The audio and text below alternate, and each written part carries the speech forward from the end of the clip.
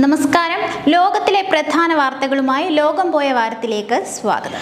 ഗാസയിൽ കൊടുംപട്ടിണിയിലായ പലസ്തീൻകാരെ കൂട്ടക്കൊല ചെയ്യുന്നത് തുടരുന്നു. ഖാൻ യൂനിസിൽ ഇന്നലെ ഭക്ഷണത്തിന് കാത്തുനിന്ന ആയിരങ്ങൾക്കു നേരെ ഇസ്രായേൽ ടാങ്കുകൾ നടത്തിയ ഷെല്ലിങ്ങിൽ 51 പലസ്തീൻകാർ കൊല്ലപ്പെട്ടു.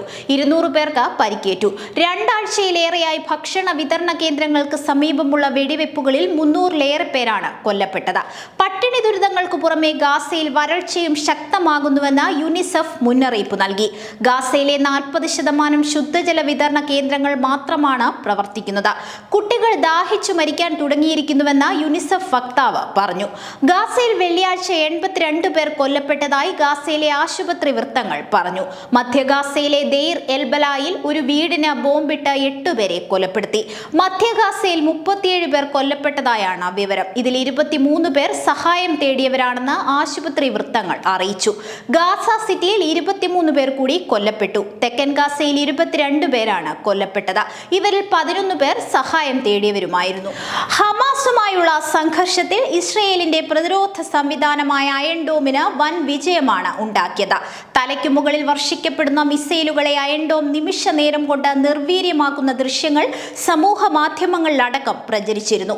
എന്നാൽ ഇറാൻ മിസൈൽ ആക്രമണങ്ങളെ നേരിടുന്നതിൽ അയൺ ഡോമിന് പിഴച്ചോ എന്ന ചോദ്യമാണ് ഇപ്പോൾ ഉയരുന്നത്. ഇറാനുമായുള്ള സംഘർഷം ആരംഭിച്ച് ഒരാഴ്ച പിന്നിടുമ്പോഴേക്കും ഇസ്രയേൽ പ്രതിരോധ സംവിധാനങ്ങൾ തളരുന്ന കാഴ്ചയാണ് കാണുന്നതെന്ന് അന്താരാഷ്ട്ര മാധ്യമങ്ങൾ പറയുന്നു. മുൻപൊരിക്കലുമില്ലാത്ത വിധത്തിലാണ് പ്രതിരോധ സംവിധാനം പ്രവർത്തിച്ചുകൊണ്ടിരിക്കുന്നത്. ഇസ്രയേലിന്റെ സുപ്രധാന കേന്ദ്രങ്ങളിൽ ഇറാൻ മിസൈൽ വർഷിക്കുകയും വൻ കേടുപാടുകൾ വരുത്തുകയും ചെയ്തു. പല കെട്ടിടങ്ങളും തകർന്ന് തരിപ്പണമായതിന്റെ ദൃശ്യങ്ങൾ അന്താരാഷ്ട്ര മാധ്യമങ്ങൾ പുറത്തുവിട്ടിട്ടുണ്ട്. സാമൂഹിക മാധ്യമങ്ങളിൽ പല വീഡിയോകളും പ്രചരിക്കുന്നുണ്ട്. ഇസ്രയേൽ പ്രതിരോധ സംവിധാനത്തിന്റെ വീര്യം കുറഞ്ഞു വരികയാണോ, ഇനി എത്ര നാൾ ഈ വിധം തുടരാനാവും തുടങ്ങിയ ചോദ്യങ്ങളും ഇതോടെയാണ് ഉയർന്നത്. എന്നാൽ പ്രതിരോധ സംവിധാനങ്ങൾ നിരന്തരം പ്രവർത്തിക്കുന്നുണ്ടെങ്കിലും ഇവയ്ക്ക് വൻതോതിൽ കേടുപാടുകളൊന്നും തന്നെ ഇതുവരെ പറ്റിയിട്ടില്ലെന്ന് ഇസ്രയേൽ പ്രതിരോധ സുരക്ഷാ ഫോറത്തിന്റെ ചെയർമാനായി വിരമിച്ച ബ്രിഗേഡിയർ ജനറൽ അമീർ അവീവി മാധ്യമങ്ങളോട് പറഞ്ഞു. മിസൈലുകളെ പ്രതിരോധിക്കാൻ അയൺ ഡോം മാത്രമല്ല ഇസ്രയേലിന്റെ പക്കലുള്ളത്.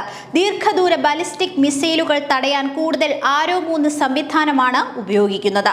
90% ഇത് വിജയകരമാണെന്നും അദ്ദേഹം പറഞ്ഞു. ഇറാനിൽ ഭൂചലനം. വെള്ളിയാഴ്ച രാത്രി റിക്ടർ സ്കെയിലിൽ 5.1 തീവ്രത രേഖപ്പെടുത്തിയ ഭൂചലനമുണ്ടായതായി യൂറോപ്യൻ മെഡിറ്ററേനിയൻ സീസ്മോളജിക്കൽ സെന്റർ അറിയിച്ചു. സെംനാനിന് 35 കിലോമീറ്റർ താഴെയായിരുന്നു ഭൂചലനത്തിൽ ആർക്കും പരിക്കേറ്റതായി സ്ഥിരീകരിച്ചിട്ടില്ല. അറേബ്യൻ യുറേഷ്യൻ ടെക്ടോണിക് പ്ലേറ്റുകൾ സംഗമിക്കുന്ന ആൽപൈൻ ഹിമാലയൻ ഭൂകമ്പ മേഖലയിലാണ് ഇറാൻ. ലോകത്തിലെ ഏറ്റവും ഭൂചലന സാധ്യതയുള്ള രാജ്യങ്ങളിലൊന്നാണിത്.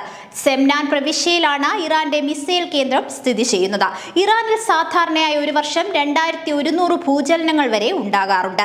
അതിൽ 15 മുതൽ 16 വരെ 5.0 അല്ലെങ്കിൽ അതിൽ കൂടുതൽ തീവ്രതയുള്ള ഭൂചലനങ്ങളാണ്.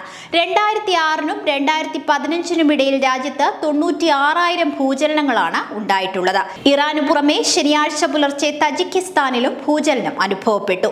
റിക്ടർ സ്കെയിലിൽ 4.0 തീവ്രത രേഖപ്പെടുത്തിയതായി നാഷണൽ സെന്റർ ഫോർ സീസ്മോളജി അറിയിച്ചു.